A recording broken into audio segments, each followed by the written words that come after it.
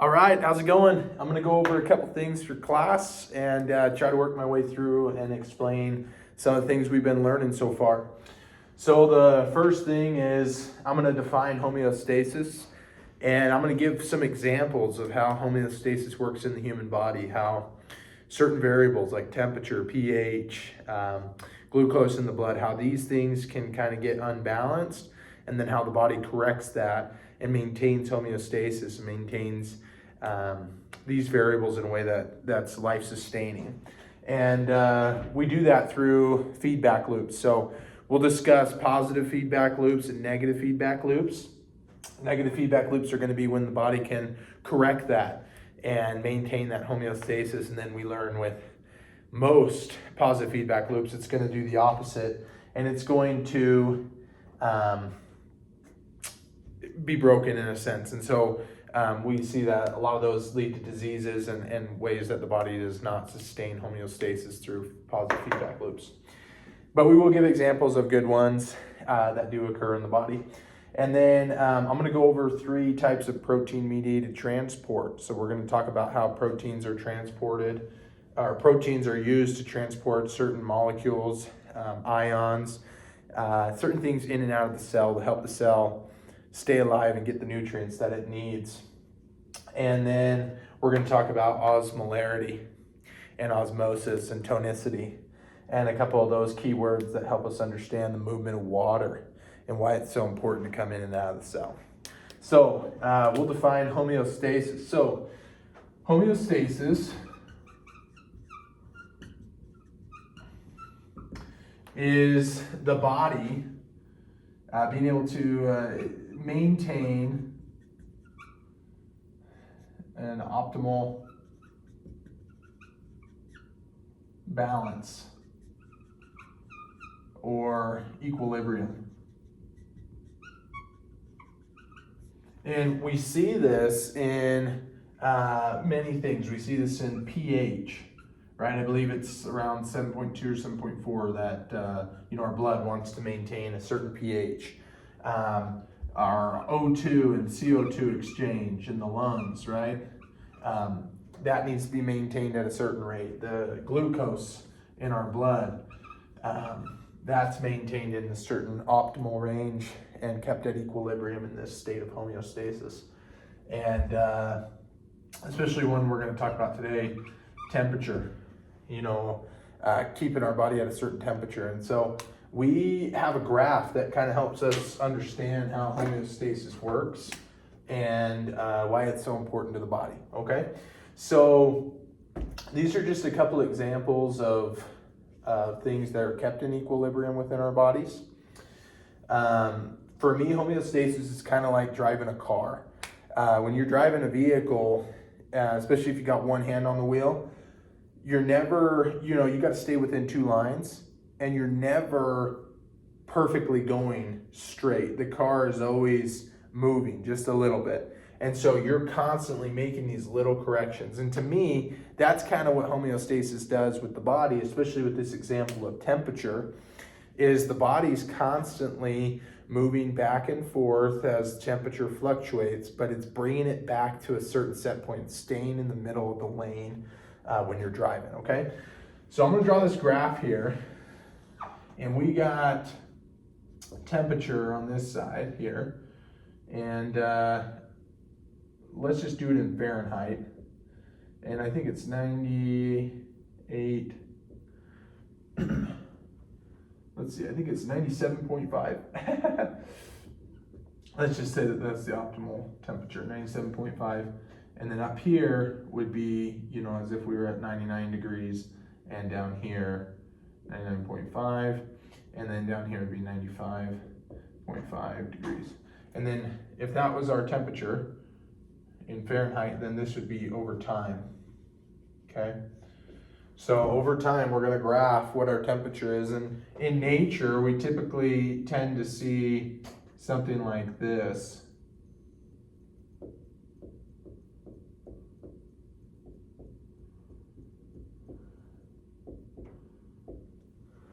Okay, and what we call this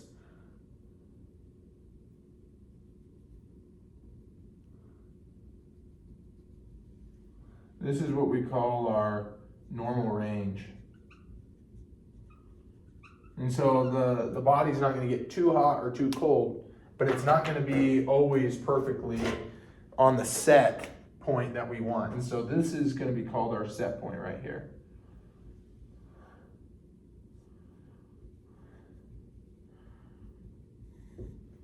Okay, that's our set point. And so as we can see with this example, as the body brings it back up, sometimes it overshoots and then it comes back down and it comes here and comes up and down and here and down, right? And we connect these dots, right? And this tells us that we have our normal range and then we have our set point that's given, that the body keeps trying to bring it back to this certain set point. Okay, and so this would be an example of a positive feedback loop, okay? But I'll get to those in a second, but as we give an example of homeostasis in the body, one thing I can think of is this: temperature. Okay, your body tries to maintain this optimal temperature. And what ends up happening is sometimes you can get too cold and sometimes you get too hot. And so what the body does is it's going to send signals, and I'll explain the pathway that it takes. But sometimes when it's too cold, it's going to send a signal to the effector to shiver the muscles, right? And when it shivers muscles, it's going to warm up and then raise the temperature. Sometimes it's going to tell it to do vasoconstriction, or not vasoconstriction, but the blood vessels will kind of constrict and come down a little bit. Will shrink a little bit, and that will keep the blood closer to the core. And what that does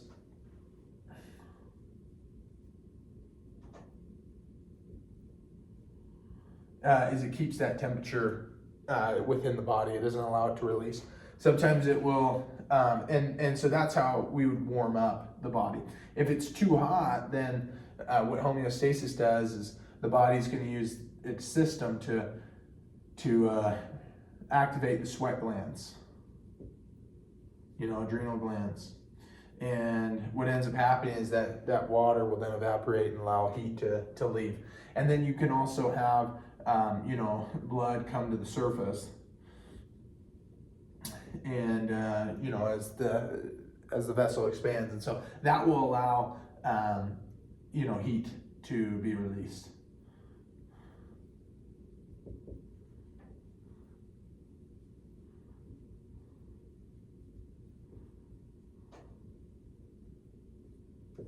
Okay, and so those are ways that with temperature that we see homeostasis in effect, where again we have this balance trying to be maintained within the body. So, a couple things with this. If we talk about negative and positive feedback loops, we learn that with negative feedback loops,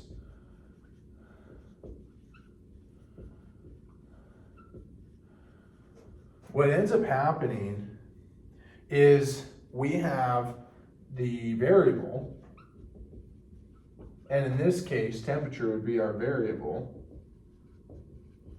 And what happens is it's going to return to the set point.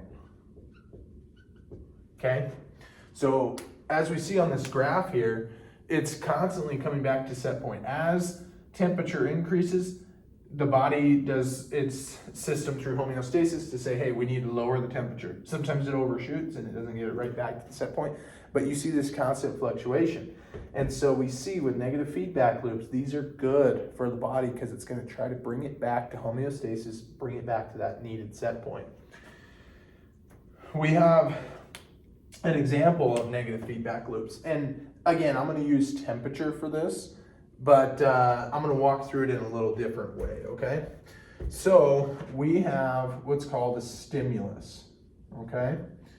Stimulus. And sometimes what can happen is you have your stimulus, and this is your variable, and this is temperature, right? And this is either hot or cold, okay? Then what we have after our stimulus is we have what's called our receptors. Okay, and the receptors are going to be these receptors that are within, your skin or in various places in the body that are temperature sensitive. And so these would be signals, right? Temp sensitive. And then beyond the receptors, we have a pathway to get to our control center. And so this is what's called our afferent pathway. Okay, and then we have our control center. Okay, and then we have our efferent pathway.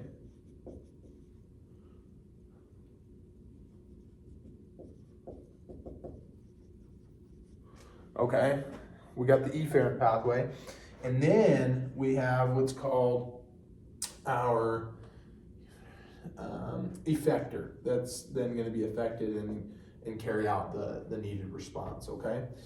And so as we go through this, if we were talking about temperature in the body, okay? As we talk about temperature in the body, the afferent pathway, let's just say, we have some cells that feel that it's getting really hot. The temperature is warming up. So they get a signal, hey, we're getting warm. It sends a signal through the afferent pathway, and this can often, sometimes afferent pathways can often afferent pathways can be through neurons, or it could be hormones through the blood, right? And these signals get sent, and they're going up to the control center in the central nervous system. It could be in the central nervous system, or it could be in the brain. In this case, it's going to be in the brain in the hypothalamus. That's where our temperature regulation is at. So in the control center, this is what makes a decision.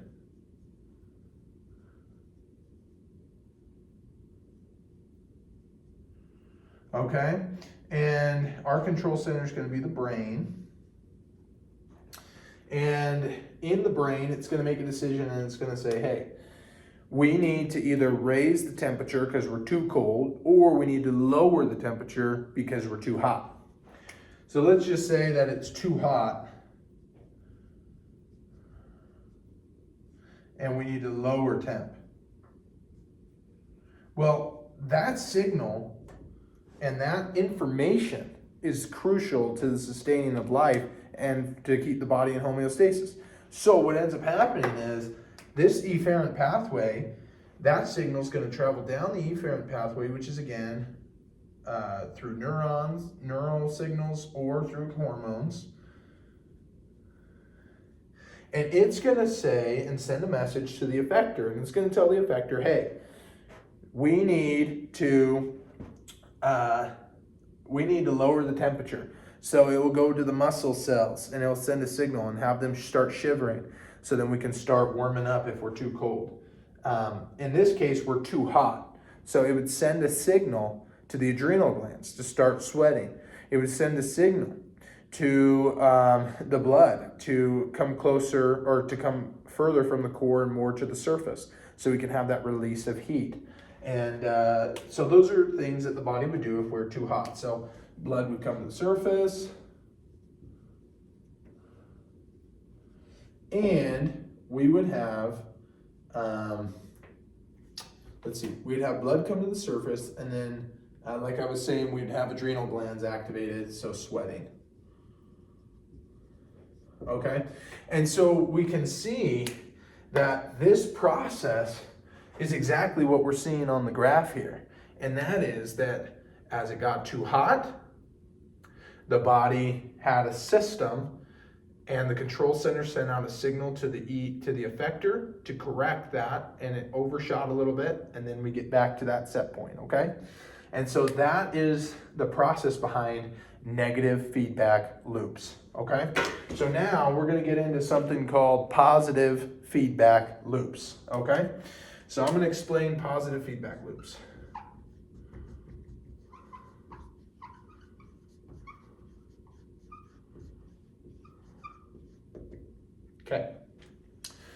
An example of this on the graph, just so you guys can know kind of what to expect, is positive feedback loops take the variable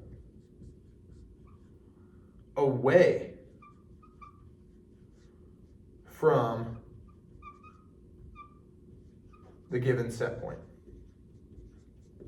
Okay? That's what positive feedback loops do. They do not correct. Okay? And so we have a couple examples of these. Let's see, positive feedback.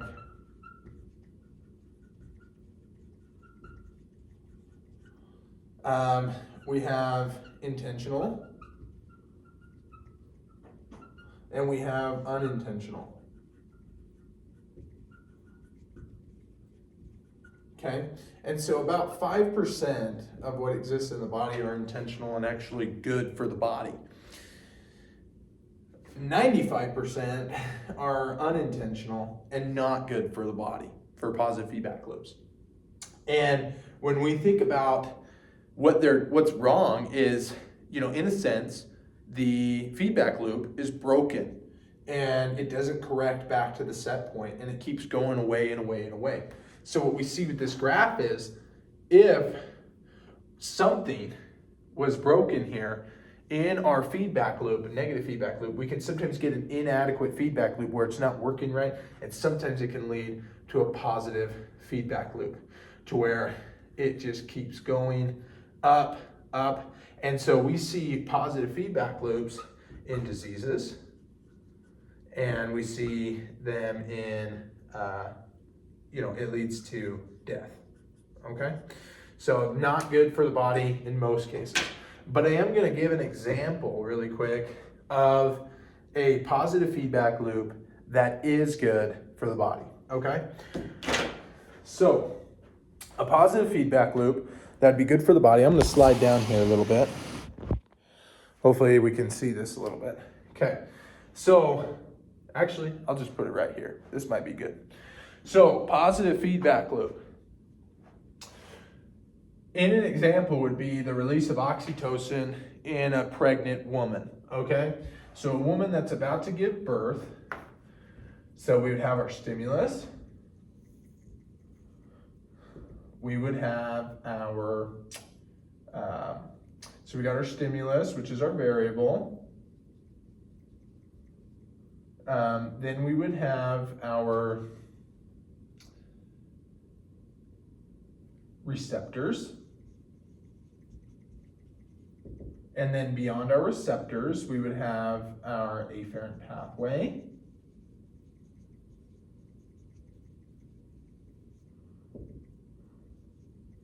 And then from there, we would have our control center.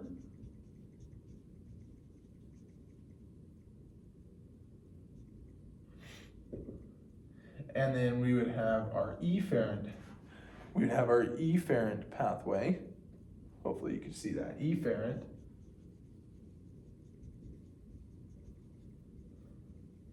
Okay, and then beyond our efferent pathway, we would then have what we would call the effector. And so that's why I moved down the board, is because I'm gonna kind of explain this as I draw it out a little bit, okay? So it's gonna be right over here, all right? In this case, with positive feedback loop, what we can have sometimes is when a woman is about to give birth, the baby's head will push on the cervix, okay? So if we have the cervix here, it's a terrible cervix, but with this, we would have our variable, and that would be contraction, pushing on cervix, okay? That would be our stimulus, okay? Then this would lead to our receptors. So in here, in the uterus, okay, in the uterus, we have a layer of muscle called the myomecium. okay? And there's receptors in here. And they feel that contraction. They feel that expansion of the uterus and that pushing and that pressure on it.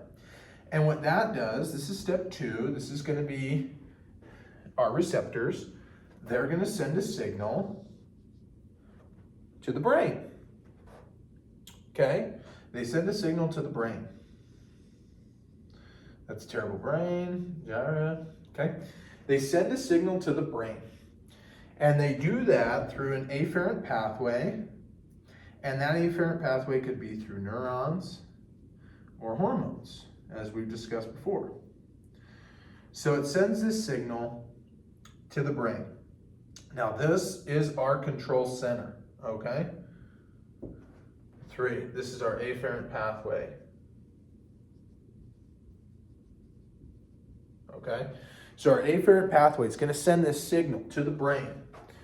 As it gets to the brain, which is our control center, this is step 4, okay? As it gets to the control center, it's going to make a decision. It's going to say, oh, hey, we need to release oxytocin. So then it has this release of oxytocin through the blood, and we see that as our step 5, our efferent pathway.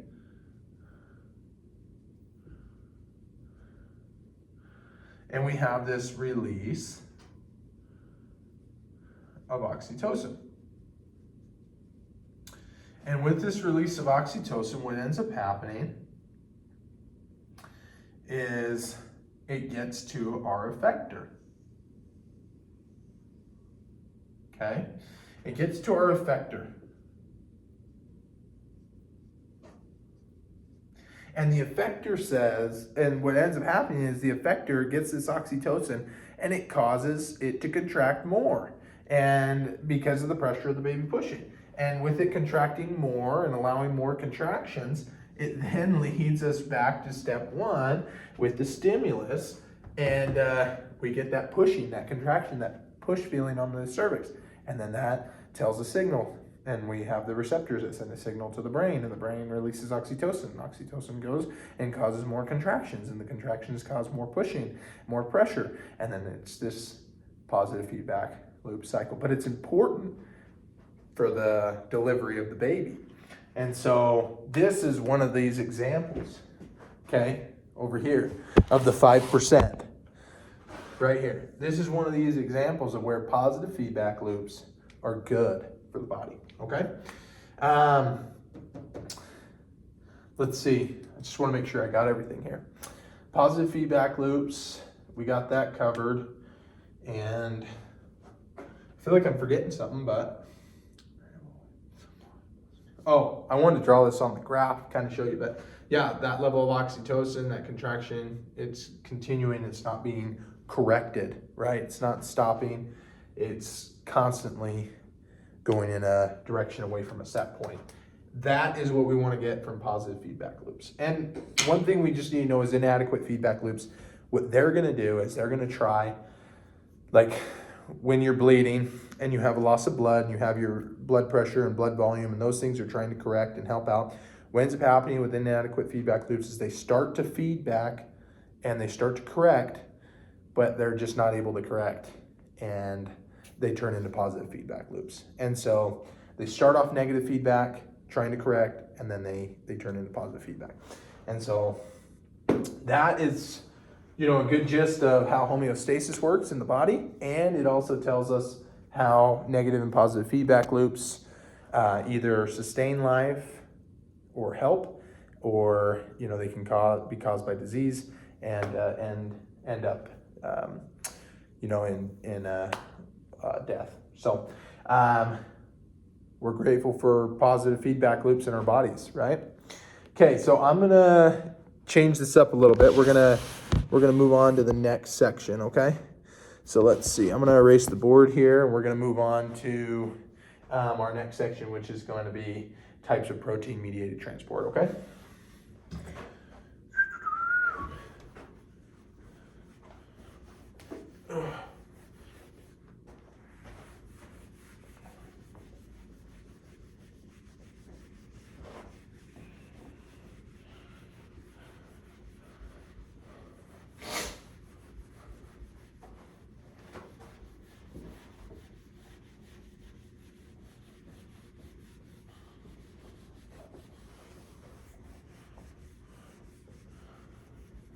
Man, I was all over this board. Okay. All right. So, types of protein-mediated transport. There's a couple things that we want to know about this, okay? We have cells, and these cells have a membrane that separate the extracellular fluid from the intracellular fluid. In order for a cell to function properly, it needs nutrients and it needs things coming in, and then it needs to get rid of things. Some things are not able to cross through the membrane because our membranes are semi-permeable plasma membranes, and so they have this phospholipid bilayer. And what does that mean? It means that it's hydrophobic. It hates water, and so it keeps this separation. But we got to have a way of getting water in and out of the cell. And we have to have a way of getting nutrients in and out of the cell. So we're going to talk about ways that things diffuse across the membrane, okay? So first thing we're going to do is I'm going to create this flow chart. It's going to help us understand some of these ways that we can get molecules and nutrients and water and those things across the membrane, okay? So the first question we want to ask ourselves is, what we would say is, kinetic energy used.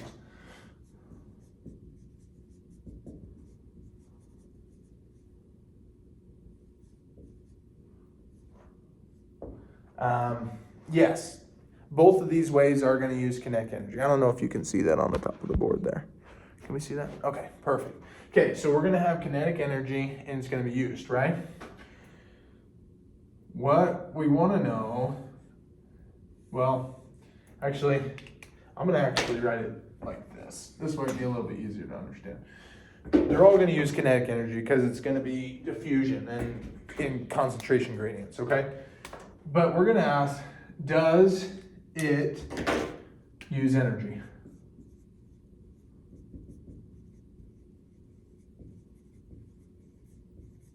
In the form of, like ATP. Does it need energy, right?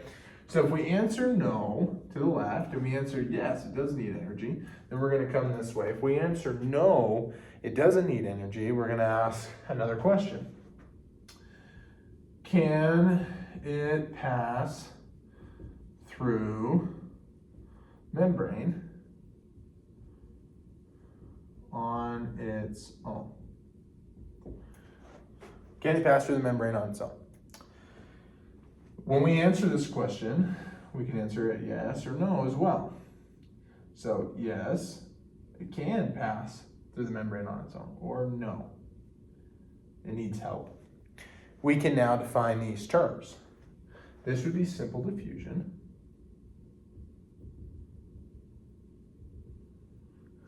And this one would be facilitated.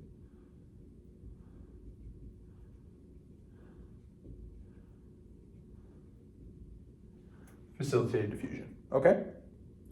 With simple diffusion, a good way to explain this is with a little aquarium here, okay?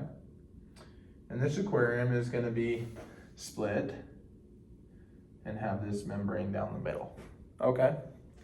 If we had 3 dots on this side, and we had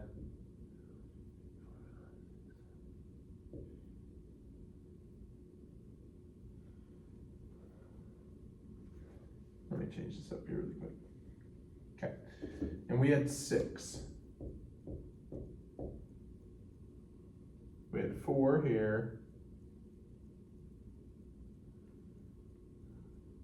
Okay. Basically, in simple diffusion, and what we know about diffusion is we're going to go from a high concentration gradient, okay, to low concentration gradient.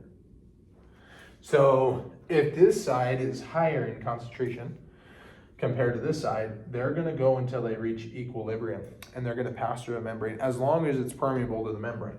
And so in this case, what we would have is we would see that these would diffuse equally in this aquarium.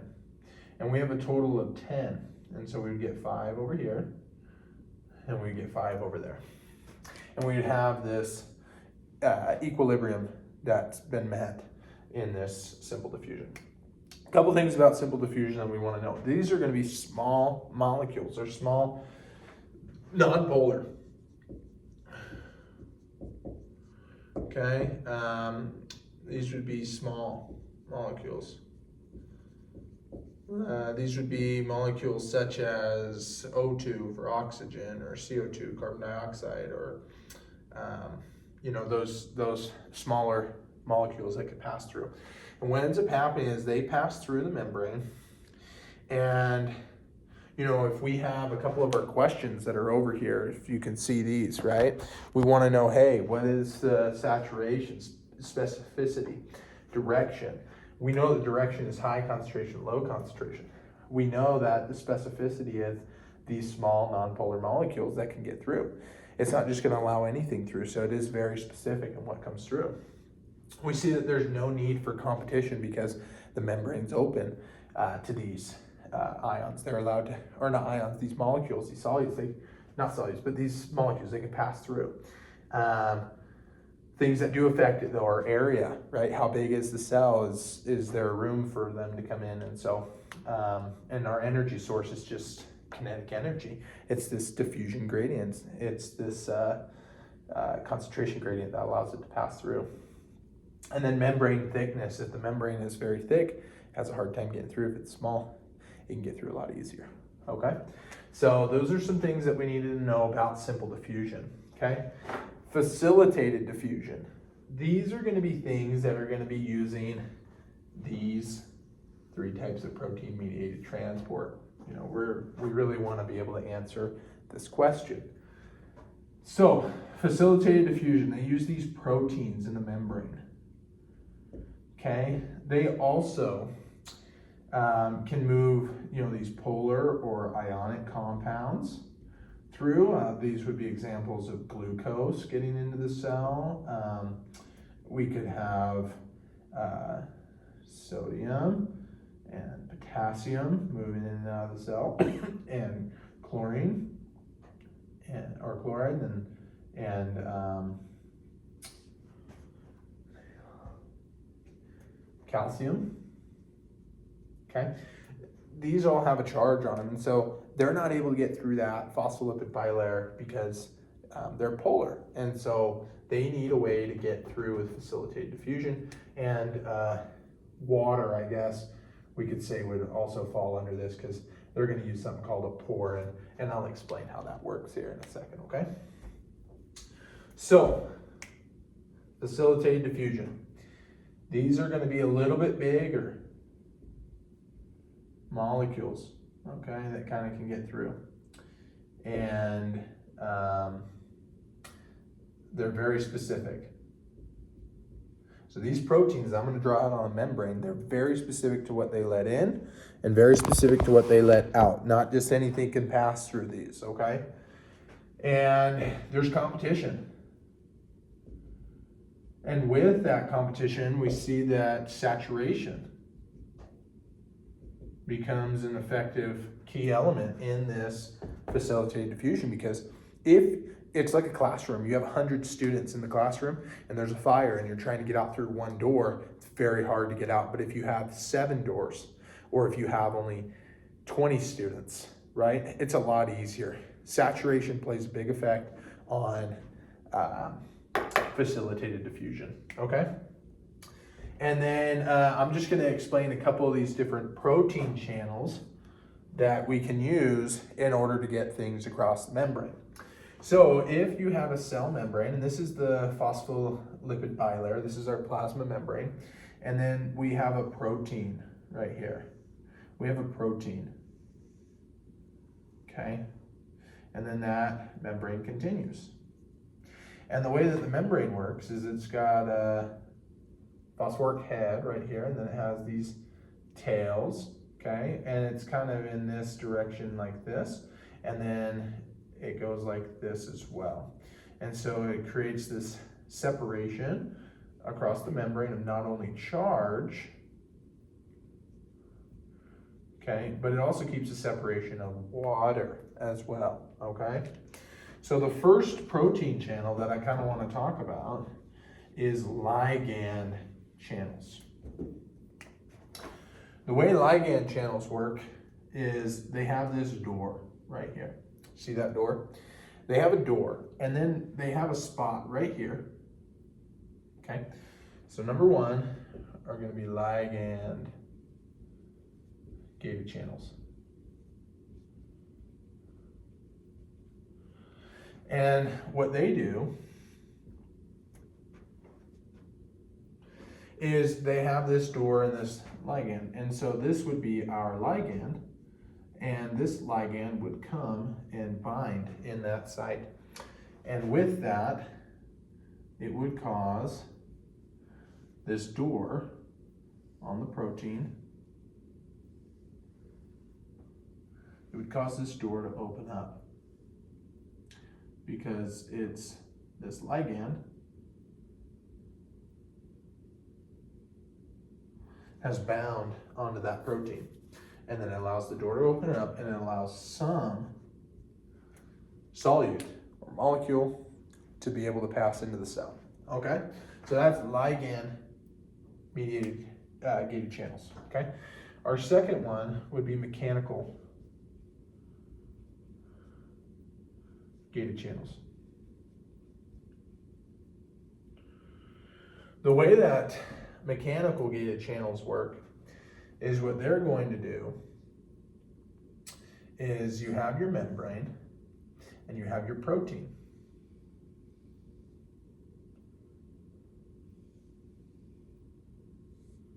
Okay, you have your membrane, you have your protein. With this, what ends up happening is you have your door on this, the gate, and some form of constriction or pressure causes the cell membrane to move.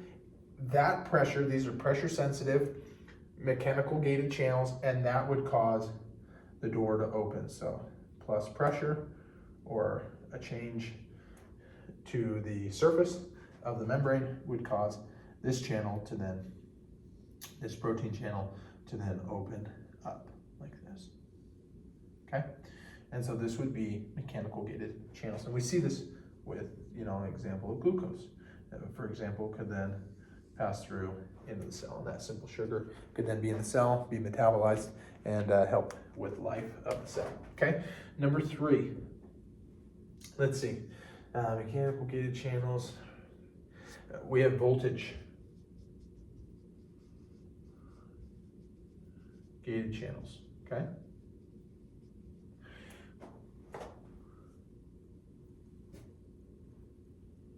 Okay, voltage gated channels. So what do we mean by voltage gated channels? This is going to be a change in the charge across the membrane. So if you have your membrane and you have your protein like this,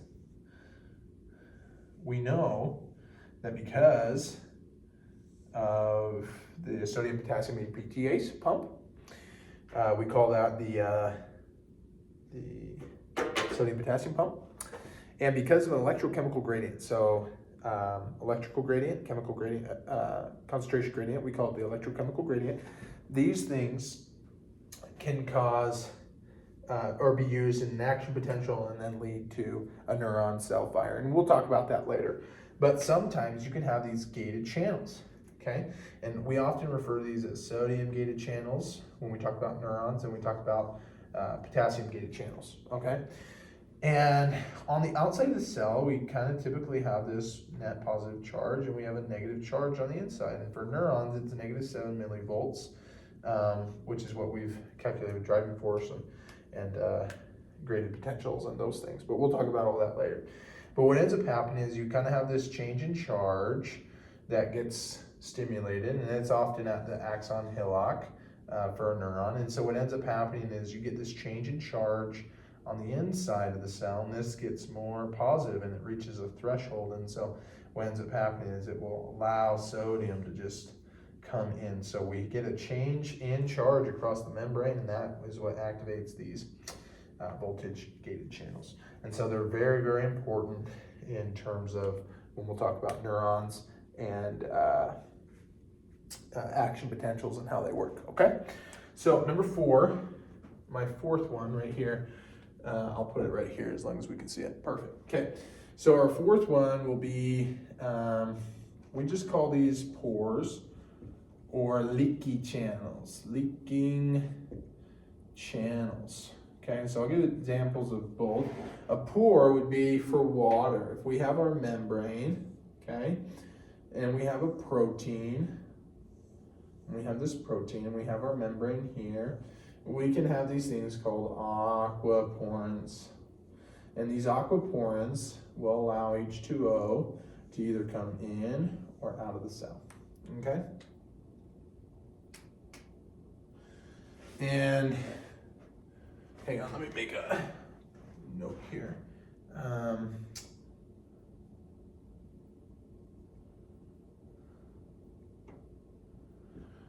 Cool. All right. So what ends up happening is we have these aquaporins that allow water to pass through and in and out of the membrane, okay? But then we can also have these leaking channels, and we call these potassium leaking channels. And this is what contributes to electrochemical gradient that we'll go over when we talk about graded potentials, okay?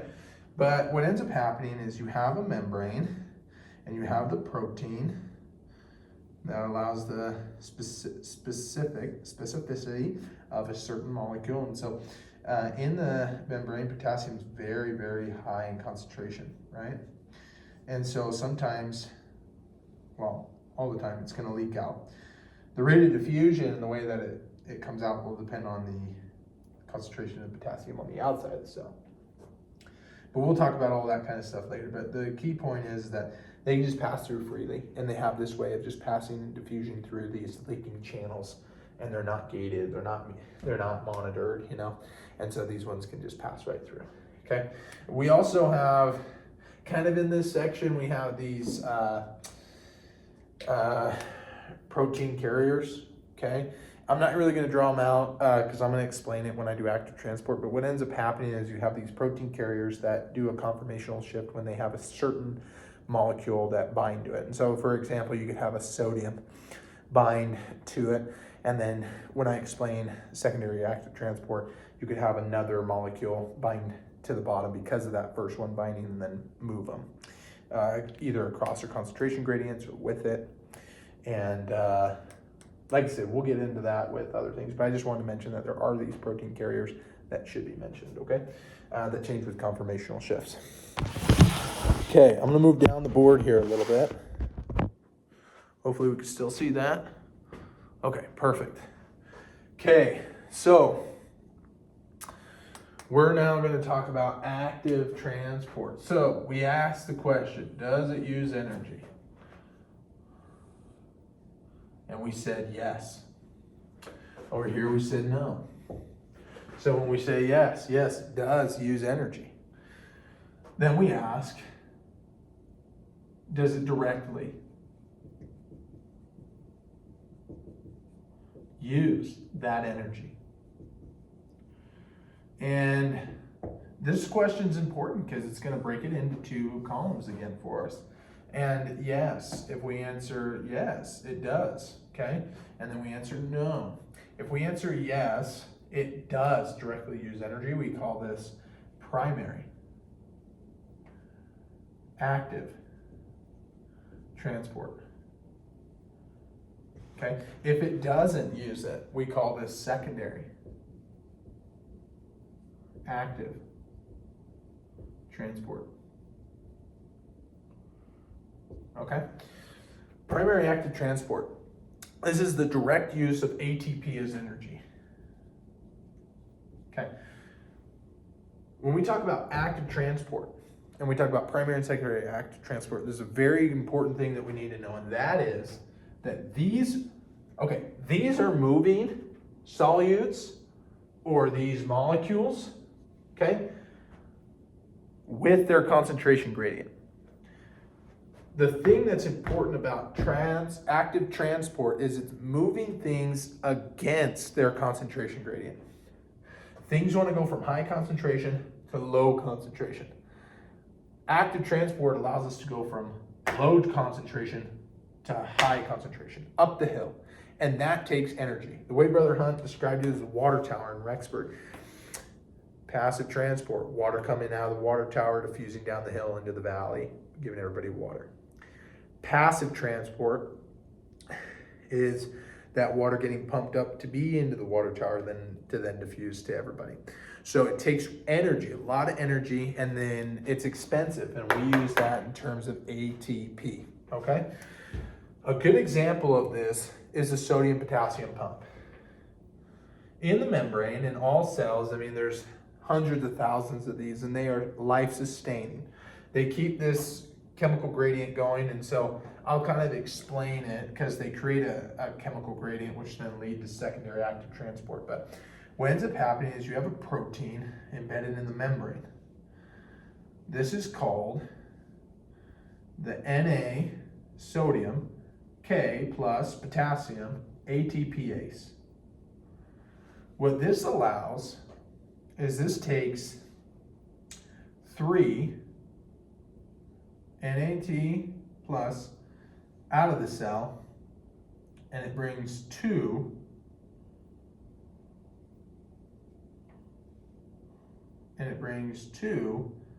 potassium into the cell, okay?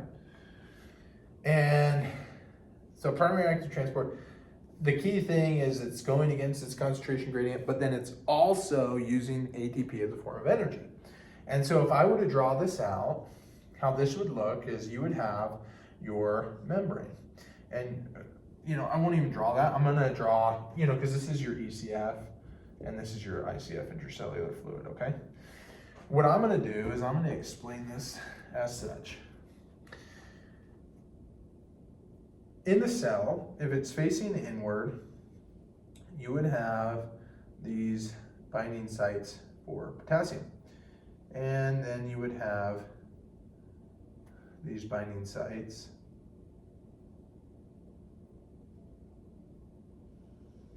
for your sodium. And what ends up happening is you have a phosphate group that's on here.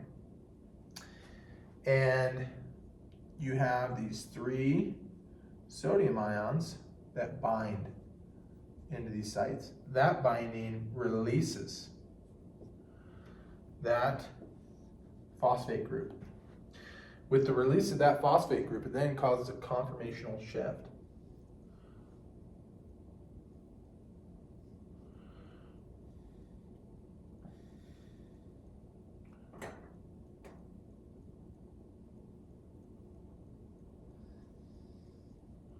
Where these now sodium ions get released. And you have these 2 potassium ions that come in, okay? And they bind. When they bind, it then allows for an ATP molecule to come through. And then it turns to ADP. And it leaves a phosphate. And when that phosphate binds, it causes a conformational shift. And so it's going back and forth. But the key thing is it's using ATP as its form of energy, and it's moving these against their concentration gradient because potassium is high concentration inside the cell, and sodium is high concentration outside of the cell. And we're able to move 3 against its gradient and 2 against its gradient. And that is the important part of the sodium-potassium pump in primary active transport. Now we have secondary active transport. The key thing to understand with secondary active transport is it's indirectly using the ATP as energy to do what it needs to do, but it's also moving something against its concentration gradient, and that's why it kind of falls in this category with primary active transport. A good example of this is if you look at a cell, you have your extracellular fluid. Then you have your intracellular fluid on the inside, okay? What ends up happening is you have your sodium-potassium pump, pumping 3 sodium ions out and pumping 2 potassium ions in, okay? This creates a gradient where you have high concentration of sodium on the outside. When we talk about driving force, it wants to come into the cell. And so what ends up happening is this sodium here is floating around and it wants to come in. And so sometimes you can have these protein channels here where you have calcium on the inside of the cell, and calcium on the inside of the cell is low concentration. Calcium on the outside of the cell is in high concentration. So in terms of gradient and diffusion, it's not going to want to go against its gradient because that requires energy. But because we've created this concentration gradient on the outside, sometimes what can happen is the sodium can come in to the cell. And with the rushing of the sodium in, it can then carry out a cation, or a calcium ion. And so what ends up happening is, this is what we call antiport. And with secondary transport, you have something coming against its gradient and something going against its gradient. With antiport, you have something coming in, something going out. Sometimes you can get it where potassium, calcium, sodium are all coming in at the same time. This is what we would call symport, okay? Symport. They're all coming in the same direction, but look, potassium's going against its concentration gradient. So it's still secondary transport, because secondary active transport, because potassium is going against and these two are going with. And so anytime you have something going with and going against, it's secondary transport. If they're both going against their concentration gradient, we call that primary active transport. Okay? And the best example is the sodium potassium pump for right now, for what we're used to. Okay? So let me just check my notes over here on the board and make sure that we got everything. Let's take a look. Hang on. I don't know if you could see that. How's that? Perfect. Okay. 3 types of protein-mediated transport. We got that. We talked about diffusion. Okay.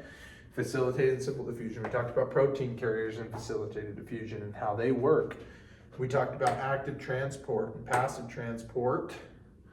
But with active transport, we talked about primary and secondary active transport. We talked about symport and antiport. Again, symport is when they're all going in the same direction, but one is going against its concentration gradient and the other's not.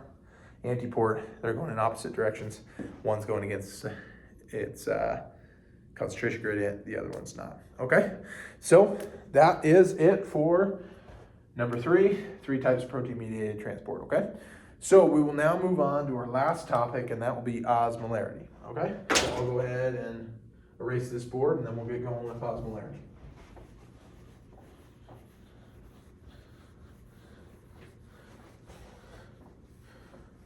Man. Ooh.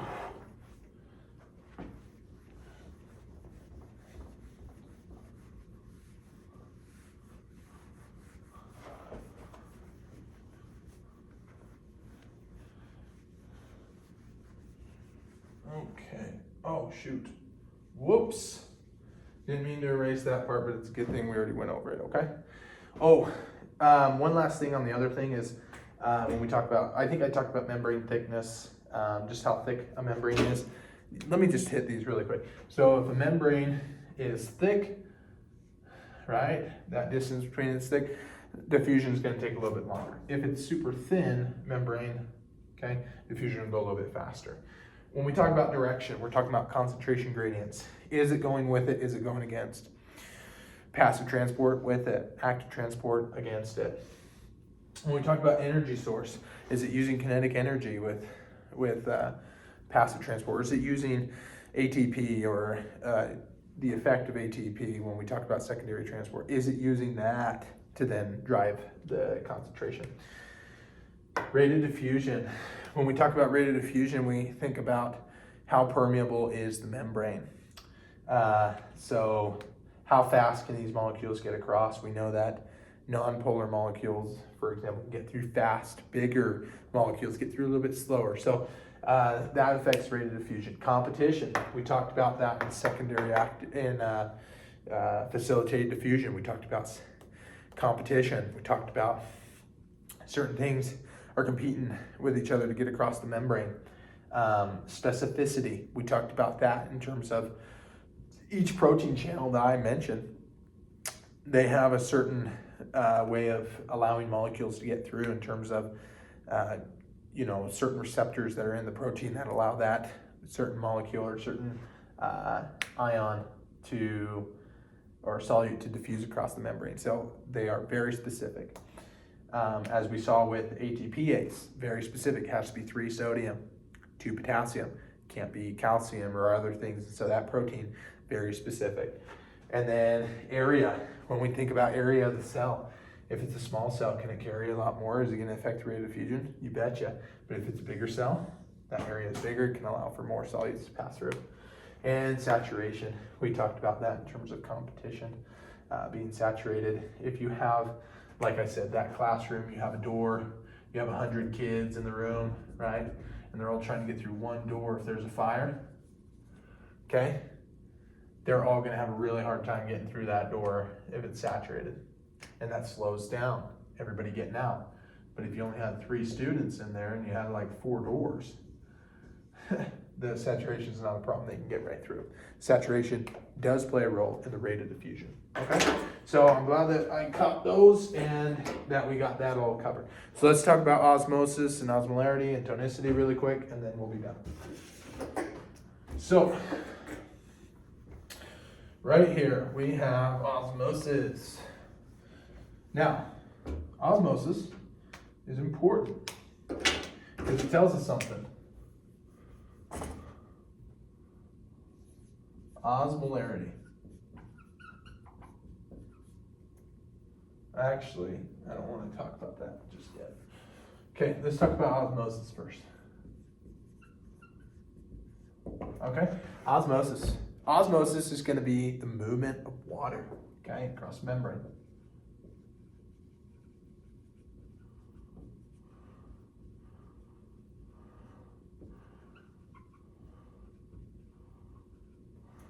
Let's see. Okay, so we got the movement of water across the membrane, and that's going to be osmosis, okay? We talked about how these membranes, right, have these proteins right here, and we call these the aquaporins. What ends up happening is that water can either come in or the water can come out. And they pass through these protein channels called aquaporins, okay? So osmosis is the movement of water, okay? Now there's 2 terms that we use to define and to describe the movement of water, okay? The first term that I want to talk about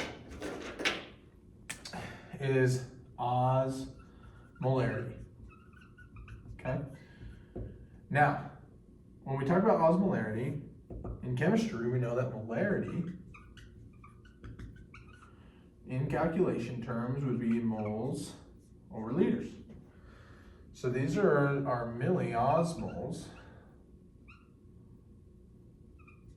per liter, okay? And that's the calculation that we use with osmolarity, okay? So we have a couple terms to describe osmolarity. And what osmolarity is we're looking at the concentration before the solute movement occurs, okay? So osmolarity, we're looking at solution concentration before solutes are taken into effect, okay? So I'm going to say that again. So osmolarity is going to be us looking at the solution concentration before we have the solute concentration effect where the water moves, okay? Before movement of water, okay? And I'm going to give some examples of these, and so it's going to help us kind of understand these terms a little bit better in terms of clinical application, but for right now, we'll just keep it right here, okay? There's a couple terms we use to describe osmolarity. We have isotonic, isoosmotic. We have hyperosmotic. We have hypoosmotic. Okay, and these terms help us understand this means same. This means high. And this means low, okay? Same, high, low. And again, I'll show you how we kind of use these in terms of describing things, okay? I'll slide this down a little bit. All right, perfect. Okay, here we go. My arm's cramping up. Right for an hour almost. Okay, so osmolarity. Now we have something called tonicity.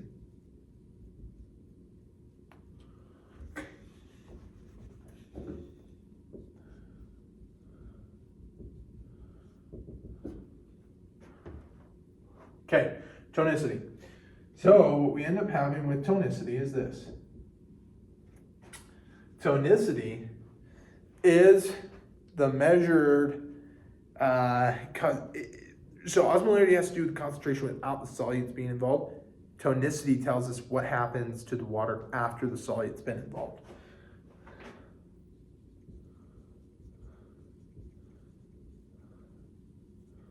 To water movement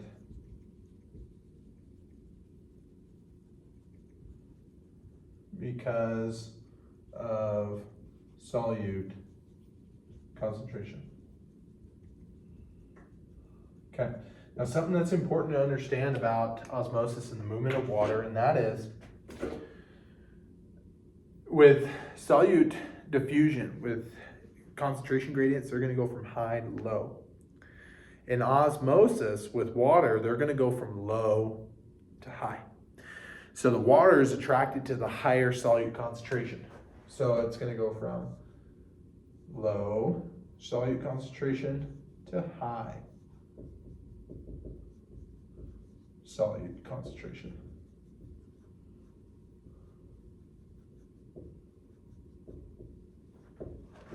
Okay? And that's because it kind of wants to balance things out. And we'll kind of get more into that kind of stuff later. But for right now, it's just important to know that it's going to be moving in that direction. So with tonicity, we have a couple of terms that we want to describe. And that is similar to osmolarity, like isoosmotic, hyperosmotic, hypoosmotic. We have isotonic, okay? And that means same as well. Then we have hypertonic. So I'm trying to keep them in the same order. And then we have hypotonic, okay? Sorry that these are kind of sideways. This one would mean high solute concentration, and this one would mean low, okay? Hypotonic.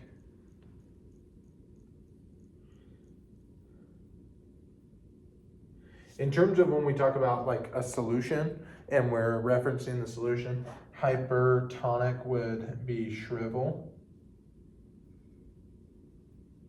And then hypotonic would be swell. Okay, we would see the cell swell. We would see it swell.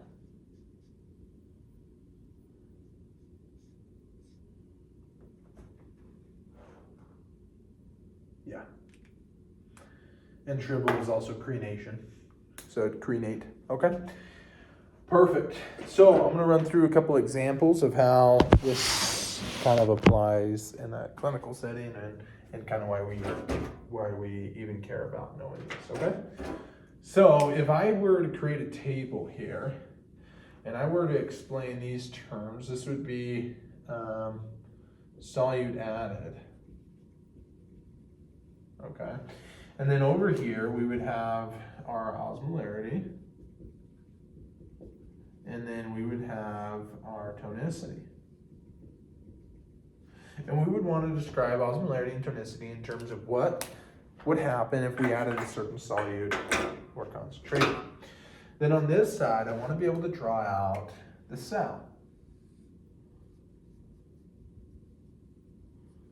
And kind of dictate or depict in a visual sense of what would happen when we are adding these certain concentration solutes, okay? So over here, we have our solute that's going to be added, right? So let's just take these one at a time. okay? One thing that we need to know and understand is that in a cell, okay, in a normal cell, can you see that there? Okay, in a normal cell, we're gonna have a 300 milliosmolar concentration on the inside in the ICF, intracellular fluid. ECF should be balanced, right?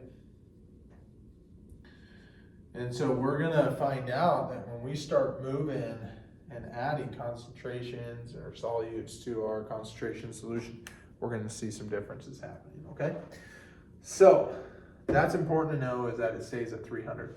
Another thing that's really important to know is that is when we add certain things like a 0.9% saline NaCl solution, that is equivalent to 300 milliosmoles per liter, okay? And same thing when we add a 5% dextrose sugar, okay, or we call it DW5 solution, then we can often call this as well 300 milliosmoles, okay? And then if we have a 300 milliosmoles of urea,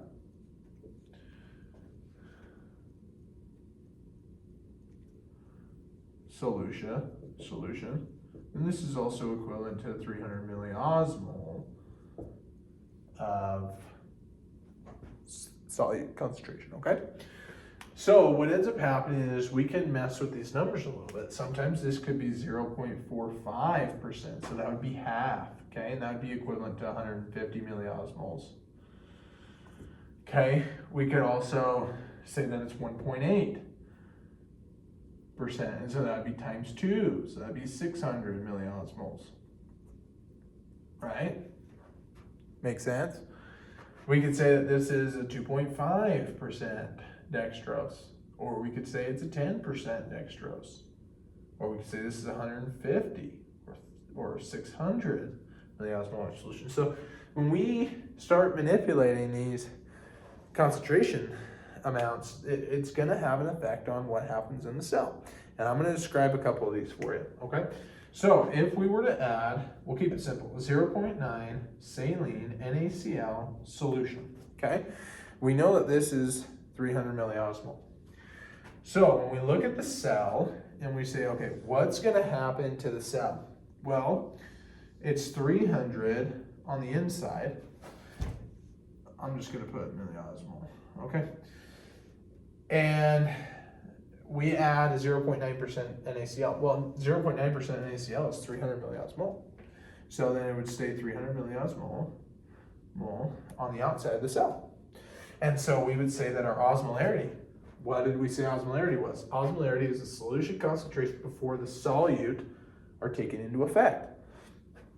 So before we even think about what solute was added, we just look at the concentration, 300 and 300. We know that this is the same. What did we call it when we said it was the same? We said it was isoosmotic. So this would be isoosmotic.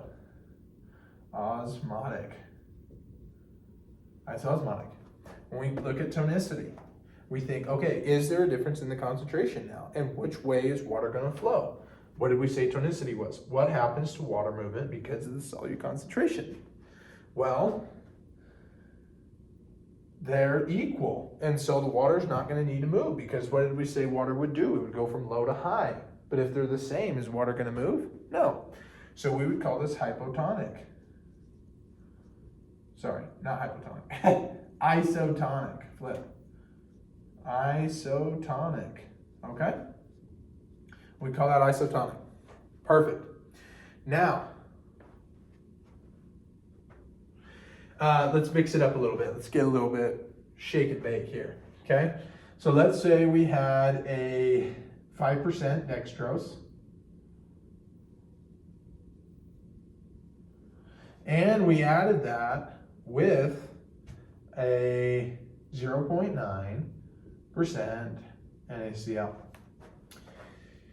Now, I'm going to draw this out, and this is where we got to really pay attention because this is the effect that we're going to see on dextrose, okay? If we had our cell, let's draw it out. Inside is going to be 300 milliosmolar, right? If the inside of the cell is 300 milliosmoles, and we look here and we say, okay, 0.9% dextrose or saline is 300 plus 5% dextrose. That means that this is 600 milliosmoles on the outside of the cell. Okay? This is our ECF. This is our ICF. I'm going to just label it E and I. Okay? So we know that it's intracellular fluid, extracellular fluid. Okay? E and I. If we now look at osmolarity, osmolarity is going to tell us, okay, let's look at the concentration, not where the water is moving with the solute. Let's just look at the solute concentration right now. It's greater outside than it is on the inside. So what do we say when it's high for osmolarity? Oh, it's hyperosmotic. So we know that this is hyperosmotic. Okay? Now, the concentration is great on the outside and it's low on the inside. But what does dextrose do? Dextrose is a sugar. Dextrose can pass, it's permeable to the membrane. Dextrose can come in here.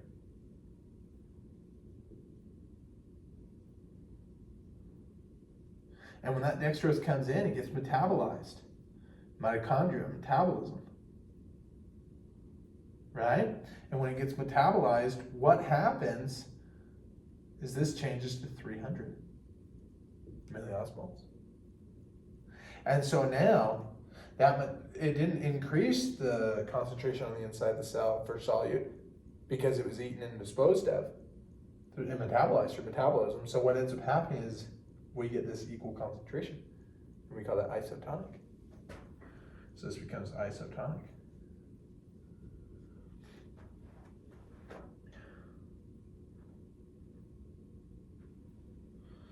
Now, let's just shake and bake on this last one here, okay? Let's add everything. Let's do a 1.8% saline plus a 2.5% dextrose plus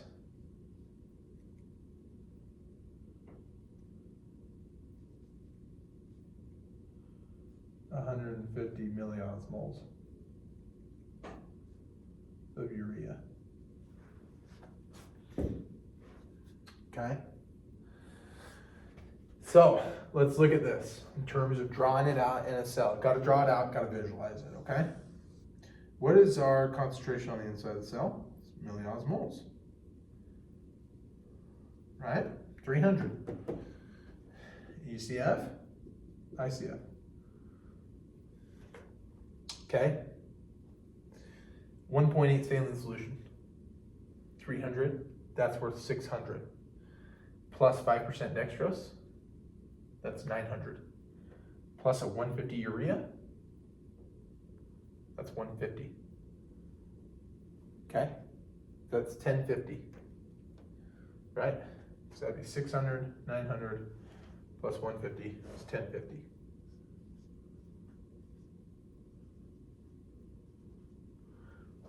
Milliosmoles on the outside of the cell. Okay? Actually, I don't really like this one because I kind of want to show what ends up happening in a hypertonic solution. So I kind of want to show a hypotonic solution. Okay, we'll come back to that one later. But I'm trying to make these so that we can change up numbers here, but it looked like it was all going to be the same. So I just kind of want to do a different example, okay? So if we had a, let's see, a 5% dextrose, okay, and we had a 150 urea plus, okay? So if we had these, then we draw it out, okay? We come over to here, okay? We have our ECF and we have our ICF, okay? So what ends up happening is we have our 300 milliosmolars on the outside of the cell, okay? And we have our 5% dextrose, so that's 300, right? And we have half, so that's 450. So the outside of the cell is gonna be 450 milliosmoles, okay? So if it's greater on the outside than it is on the inside, we're only looking at these two numbers for osmolarity, then we say that it is hyperosmotic. Right? Wouldn't that be true because it's greater on the outside than it is on the inside? But then watch this. We have 5% dextrose. So what does the dextrose do? Dextrose is going to go into the cell. So we're going to have minus 300 milliosmoles. So what are we left with? We're left with 150 milliosmoles on the outside of the cell compared to the inside. So what do we do with tonicity? We compare after the solute has moved. We then compare, right, what happens to the water movement because of the solute concentration, and then we compare and we say, okay, if it's 150 on the outside and 300 on the inside, this is a hypotonic solution. And it's important to know that all the terminology we're using is in reference to the ECF, okay? Hypotonic solution. What does hypotonic mean? It means low, right? So the tonicity is low, so it's gonna swell. It's gonna cause the cell to swell. Because if it's low out here and it's high right here, then water's gonna flow into the cell, okay? Right, then we say it went from low concentration to high concentration. So if it's low right here, 150, it's gonna go to the 300 to balance out that concentration with the water. So this is water moving, okay? Through the aquaporins, this is water movement. That's what osmosis is, movement of water. And so if water's coming in here, this cell is gonna start to swell, okay? And we call that hypotonic. Okay, just for an example, okay? If a cell was 450 on the outside after movement, okay? Milliosmoles. And it was 300 on the inside, milliosmoles. And this is where my example would have went, the one that I had up here before. But if you had this, the concentration is greater out here. So it goes from low to high. And this would be termed a hypertonic solution. And the cell would shrivel. It would shrink because the water's moving out of it. Okay? So, a couple key things. Knowing the difference between osmolarity and tonicity. Osmolarity, we're looking at the solution concentration before the solute has moved water around. Tonicity, we're looking at where did the water move and what effect did that have on the cell? Did it cause the cell to expand and swell? Hypotonic, or did it cause it to shrivel and shrink? Hypertonic, okay? In terms of all these words, knowing what they mean, we're in reference in these examples to the ECF, the extracellular fluid. So you have to know, where are we referencing? Are we referencing in the cell? Are we referencing out of the cell? And then where is the water gonna go, okay? We need to know these values and what they mean, okay? And then in terms of concentration with osmosis, the water is gonna go from low concentration to high solute concentration, okay? Well, thanks for letting me teach. Let me go through this. I know it's a long lesson here, in an hour and 20 minutes, but at least I was able to cover pretty much everything, hopefully, and should be great. Thanks.